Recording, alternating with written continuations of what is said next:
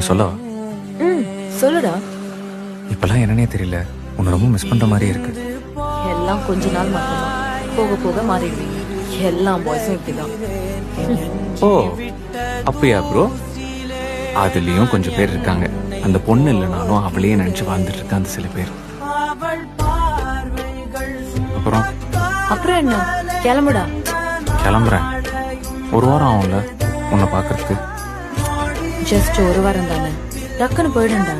நீ ஈஸியா சொல்லிட்ட, அந்த ஒரு வாரத்தை ஓட்டுறதுக்குள்ள வா. அதெல்லாம் ஓடிடும். இப்ப கிளம்பு. போறேன் போறேன், துரத்தாத.